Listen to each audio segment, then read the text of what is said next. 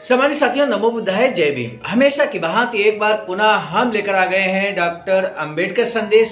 Doctor Ambedkar संदेश में नियमित तौर पर हम आप तक पहुंचाने की कोशिश करते हैं बाबा साहब का क्रांतिकारी स्पीच। ऐसा स्पीच जो बाबा साहब डॉक्टर अंबेडकर संपूर्ण वाङ्मय खंड, यहाँ पर हम आपको बता दें आज का जो भाषण है बाबा साहब का, वो खंड 38 का हिस्सा है, पेज नंबर 271 पर प्रकाशित है, जिसका विषय हम आपको बता दें। विषय है आज का स्पीच का बाबा साहब का, स्वाभिमान और आज़ादी का दीप कभी ना बुझने दें। ऐसा क्रांतिकारी भाषण बाबा साहब देते हैं। हम आपको बहुत महत्वपूर्ण बात बताने जा रहे हैं कि जब बाबा साहब गोलमेज सम्मेलन में सम्मिलित होने गए थे 1932 में, यानी कि 29 जनवरी 1932 को जब बाबा साहब लौटे गोलमेज सम्मेलन से, तो बाबा साहब का शानदार सम्मान किया गया, मान पत्र देकर सम्मान किया गया। और इतना ही नहीं सम्मानित साथियों, 114 संगठनों ने बाबा साहब का जोरदार सम्मान किया और एक सभा का आयोजन किया। तो उस सभा में बाबा साहब ने एक क्रांतिकारी भाषण दिया। आज के डॉक्टर अंबेडकर संदेश में हम उसी स्पीच को लेकर आप सभी के समक्ष उपस्थित हैं। अगर आपको अच्छा लगे कि आज का डॉक्टर अंबेडकर संदेश के तहत बाबा साहब का स्पीच बहुत ही प्रेरणादायी है, समाज का मार्गदर्शन कर सकता है, तो आप जरूर इसको शेयर कीजिएगा। ये आपसे निवेदन है। एक और निवेदन ये है कि वीडियो को अंत तक जरूर देखिएगा ताकि आप कंप्लीट मैसेज आज के स्पीच का ले सकें। इसी निवेदन के साथ हम शुरू करेंगे आवाज का ऑफिशियल यूट्यूब चैनल के माध्यम से आज का डॉक्टर अंबेडकर संदेश।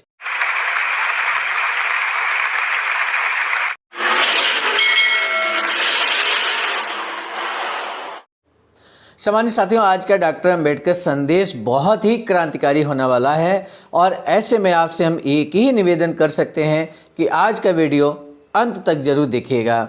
आज के वीडियो में हम जो कि प्रसारित कर रहे हैं डॉक्टर अंबेडकर संदेश Buddha Bodhisattva Ambedkar international centre BBIC Sarnath Varanasi राज्य उत्तर प्रदेश देश भारत से। आज का विषय बहुत क्रांतिकारी है। बाबा साहब कहते हैं कि स्वाभिमान और आज़ादी का दीप कभी न बुझने दें, ऐसा बाबा साहब कहते हैं। और ये खंड 38 बाबा साहब डॉक्टर अंबेडकर संपूर्ण वाङ्मय खंड 38 पृष्ठ संख्या 171 का हिस्सा है।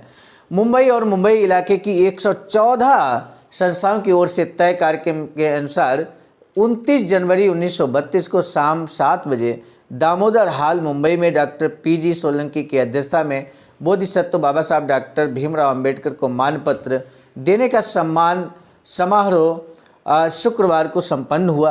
कार्यक्रम की शुरुआत में छोटी बच्चियों ने उनकी प्रशंसा में गीत गाए। स्वागत समारोह में हजारों महिलाओं और पुरुषों का समुदाय इकट्ठा हुआ था।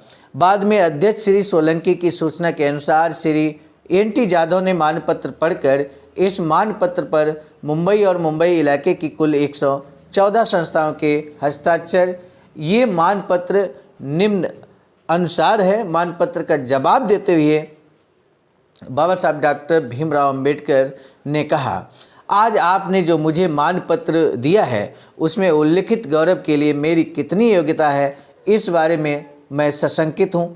किसी पड़ोसी को या पास या नज़दीक के व्यक्ति को उसके जितने दोष दिखाई देते हैं उतने किसी दूर के व्यक्ति को दिखाई नहीं देते हैं। बहुत बड़ी बात यहाँ पर बाबा साहब कहते हैं कि जब हम कभी लोकल स्टेज में काम करते हैं, अपने रहने के स्थान के आसपास काम करते हैं, तो बहुत सारी खामियां समाज को हमारे अंदर नज़र आती हैं। लेकिन जब आप दूर काम करते हैं, अपने सुदूर क्षेत्र में जाके काम करते हैं, तो उसकी कहीं ना कहीं सफलता आपको ज़्यादा मिलती है, क्योंकि आपकी कमियां दूर के व्यक्ति को दिखाई नहीं देती। ये शब्द हमारे नहीं हैं, ये टोटल शब्द बाबा साहब के हैं जो हमने आप तक पहुंचाने की कोशिश की। गोलमेज परिषद में मैंने जो काम किया उसकी सफलता का श्रेय मेरी झोली में डालने की कोशिश इस मानपत्र में गौरवपूर्ण शब्दों के सहारे की गई है। बाबा साहब कहते हैं, लेकिन मेरी मनोवेदना मुझे बताती है कि गोलमेज परिषद में, गोलमेज सम्मेलन में हुए काम की सफलता का केवल मैं भागीदार नहीं हूँ। इस सफलता के धनी यहाँ इस समय इकट्ठा हुए मेरे अनगिनत भाई बहन ही हैं। कितना बड़ा दिल, बड़ा हृदय बाबा साहब का था कि बाबा साहब इतना संघर्ष और बलिदान समर्पण करने के बावजूद आप समझ सकते हैं किस तरह से समाज को उसके लिए जिम्मेदार ठहराते हैं, समाज को उसका श्रेय देते हैं। जो कार्य बाबा साहब ने गोलमेज सम्मेलन में किया वो उसका सारा श्रेय यहाँ पर बाबा साहब आम जनमानस को देते हैं। कहते हैं कि उस सफलता के धनी यहाँ इस समय इकट्ठा ये मेरे अनगिनत भाई बहन ही हैं। हम सबको एक बात पूरी तरह ध्यान में रखनी चाहिए कि किसी भी समाज का या पक्ष का नेता किसी सुयश का अकेला हकदार कभी नहीं बन सकता। केवल नेता का पद होना काफ़ी नहीं है। हम जिस कार्य के लिए आगे आए हैं वह इंसानियत के अधिकारों का अपना पवित्र कार्य है। कड़े स्वार्थ त्याग से और अनुशासन के साथ किया जाना चाहिए। गोलमेज परिषद के लिए आपकी ओर से मैं प्रतिनिधि नियुक्त तो हुआ, लेकिन अगर आप खुद अपने काम की ज़रूरत को जानकर मेरी कोशिशों को एक मत से और एकजुट से समर्थन नहीं देते तो मैं शायद कुछ नहीं कर पाता। ये बिल्कुल सत्य बात है। बाबा साहब ने प्रतिनिधित्व किया यहाँ पर अस्पृश्यों की ओर से, और अस्पृश्यों ने प्रतिनिधि के तौर पर बाबा साहब को स्वीकार भी किया। ये बिल्कुल सत्य बात है कि बाबा साहब इस बात को कहते हैं कि समाज अगर नहीं चाहता तो संभवतः ये काम हमारे लिए कठिन रहता है। राउंड टेबल परिषद के बहाने ही सही भारत के समस्त अस्पृश्य वर्ग में जागृति का दावानल भड़क उठता, और जागृति की ये ज्योति अपने उज्जवल स्वरूप के साथ ब्रिटिश को वहाँ के राजनीति के धुरंधरों को दिखाई नहीं देती। तो गोलमेज सम्मेलन में मैं कुछ नहीं कर पाता। आपके अंतःकरण में स्वाभिमान का और स्वतंत्रता का जो दीप जल रहा है उसे अधिक उज्जवल करने की कोशिश की जानी चाहिए ताकि वह फिर कभी बुझ न पाए। आप लोगों को सबसे पहले इसी बात का ख्याल रखना होगा। 6 करोड़ अस्पृश्य जनता यदि अपने राजनीतिक अधिकारों के बारे में घोषणा करती है तो ये अलौकिक है। नेता के पीछे चलने के बजाय यदि जनता खुद निडरता से कमर कस कर खड़ी हो जाए तो किसी भी कार्य में उसे सफलता मिलनी ही चाहिए। मेरे 6 करोड़ अस्पृश्य बंधु अगर हिम्मत से काम लें तो भारत के लोगों को स्वराज मिलने में समय ही कितना लगने वाला है। अपने अंतःकरण में दबी इंसानियत की अपनत्व की नमी को सूखने ना दें। उसे और अधिक कैसे चमकाया जा सकता है ये सोचें। कुछ वर्ष पूर्व हमारे पूर्वजों को जो बातें असंभव लगती थीं वे आज 10 वर्षों के अंतराल में ही संभव हो चली हैं। खासकर पिछले 2 सालों में जो जागृति हुई है वह हर तरह से अपूर्व ही कहलाएगी। कुछ समय पूर्व तक मेरे कार्य में मेरे कुछ जाति बंधुओं को विश्वास नहीं था। ये बात बार बार मेरे मन को कुरेद रही थी, लेकिन आज मैं जिस जहाज से भारत आया तब मेरे स्वागत के लिए आए आप अन्य जातियों के नेताओं के साथ साथ अचानक मिस्टर पी बालूश्री, राजभोज, काजरोलकर, पवार आदि एक जाति समाज के लोगों को देखकर मेरा मन खुशी से भर आया है।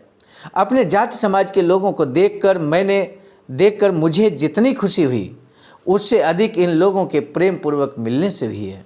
मैं इंसान हूँ, इंसान से गलतियाँ होना स्वाभाविक है। इन बातों को अपनाकर कार्य करते हुए हो सकता है कि मेरी ओर से आपके प्रति कुछ पक्षपातपूर्ण व्यवहार हुआ हो, और उसका कारण बस इतना ही है कि अपना अस्पृश्य समाज इतना पददलित है कि उनके बारे में जो काम करना है उसकी व्यापकता बहुत अधिक है। ऐसे में मैं अकेला सबको कैसे संतुष्ट कर सकता हूँ। अपना समाज कार्य करने में असल में देखा जाए तो जैसे आकाश की ही परिक्रमा करने जैसा है। खैर जो भी हो इसके बावजूद उन्होंने मेरा जो स्वागत किया है उससे मुझे कल्पनातीत संतुष्टि मिली है। हमारे सार्वजनिक कार्य में उनके राजनीतिक अधिकारों के बारे में उन्हें पूरा यकीन दिलाना चाहता हूँ। महार जाति में यदि मेरा जन्म हुआ भी है तो भी समग्रता से महारों के लिए ही मैं कभी काम नहीं कर सकता, बल्कि मैं सोचता हूँ कि यदि मेरे समाज को कुछ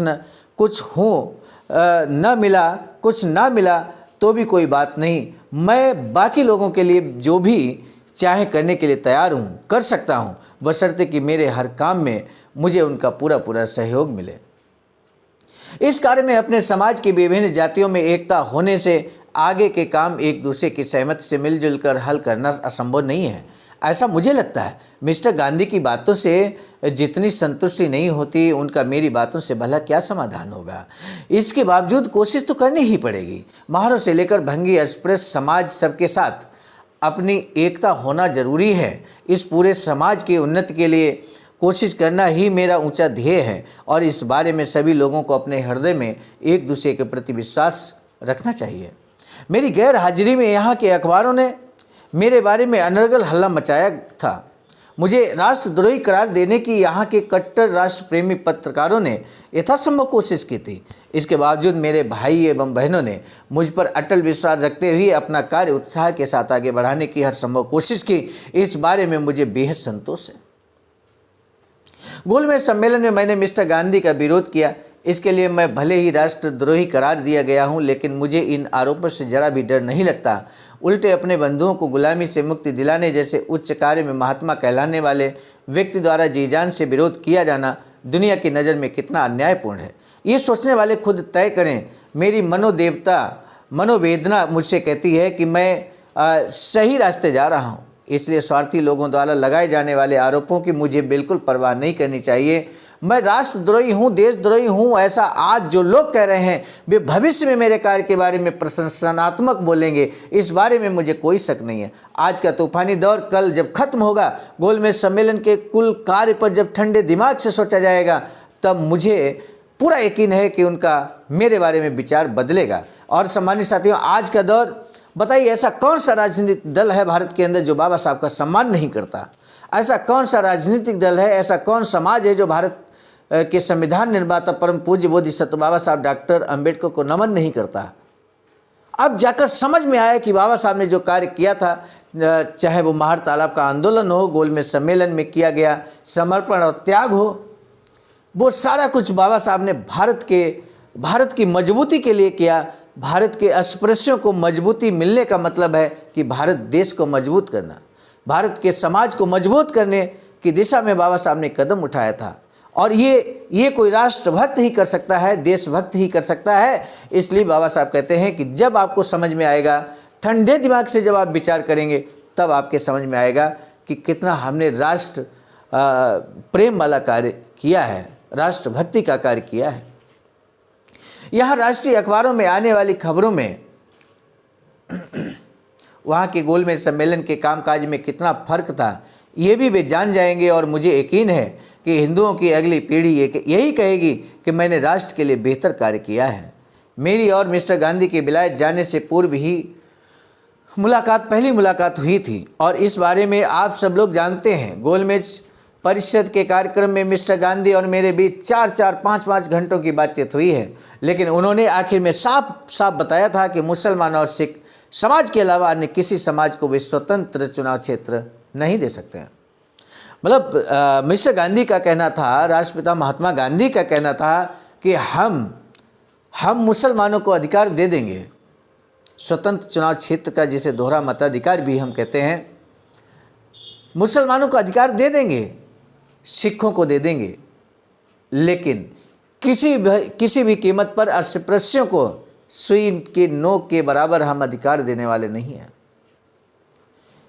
इस बात को लेकर बाबा साहब ने 4-5 घंटे बात की मिस्टर गांधी से, लेकिन मिस्टर गांधी, यूँ कहें कि महात्मा गांधी बिल्कुल नहीं पिघले।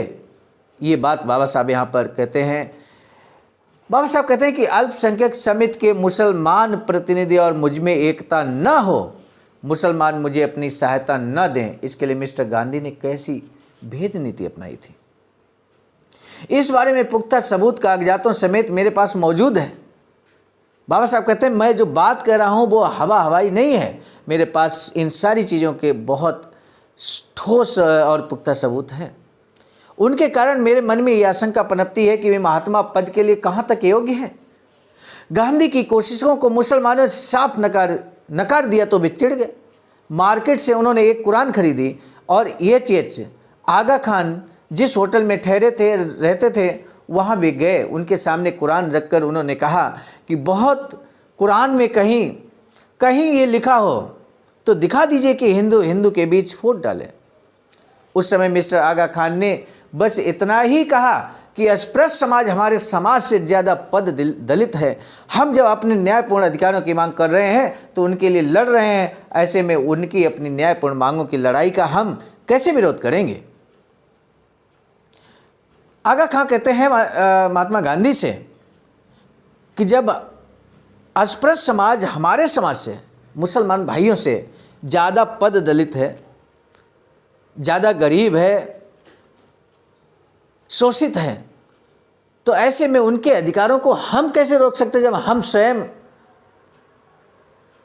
उनकी अपेक्षा, अस्पृश्यों की अपेक्षा बहुत मजबूत स्थिति में है और फिर भी हम अधिकारों की मांग कर रहे हैं। तो हम अस्पृश्यों के अधिकार दिलाने से कैसे मना कर सकते हैं?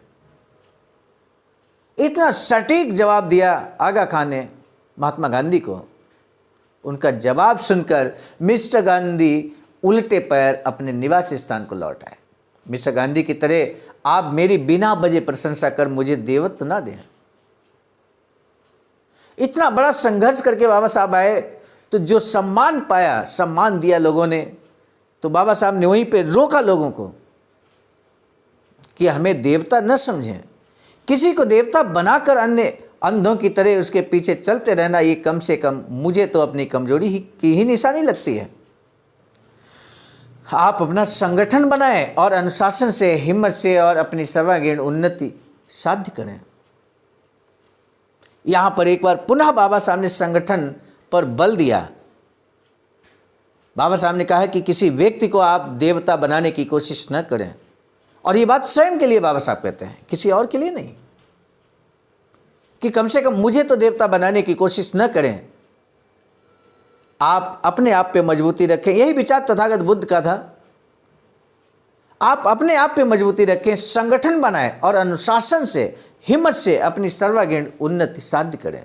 बोधिसत्व बाबा साहब डॉक्टर भीमराव अंबेडकर के भाषण के बाद उन्होंने नासिक के मंदिर प्रवेश सत्याग्रह में सजा भुगत कर लौट आए सत्याग्रही वीरों को उनके गले में पुष्पहार पहनाकर सम्मान किया। साथ ही सतारा जिले के अस्पृश्य समाज के चित्रकला सीखने वाले श्री सावंत का जे आर्ट स्कूल की चित्र प्रदर्शनी में बेहतर चित्र के लिए प्रशस्ति पत्र पाने और भावनगर के महाराजा द्वारा दिया जाने वाला 200 रुपये का पुरस्कार पाने के लिए अभिनंदन किया। इस अवसर पर उसे नगर जिले की ओर से एक स्वर्ण पदक और पुष्पहार अर्पण किया गया। उसके बाद देर रात तक बोधिसत्व बाबा साहब डॉक्टर भीमराव अंबेडकर और अन्य प्रांतीय नेताओं से विचार विमर्श हुआ और यहीं पर बाबा साहब का क्रांतिकारी स्पीच समाप्त होता है। सम्मानित साथियों, आज का स्पीच कैसा लगा जरूर बताइए कमेंट बॉक्स में जाकर। हम आपको बता दें, बाबा साहब की एक अधूरी इच्छा वैचारिक सेंटर बनाने की, जो बाबा साहब मुंबई में एक हॉल बनाना चाहते थे, इसी तरह का एक हॉल आवाज़ का BB3 और आईडासा के माध्यम से 14,000 स्क्वायर फीट ज़मीन परचेज की गई है सारनाथ वाराणसी में।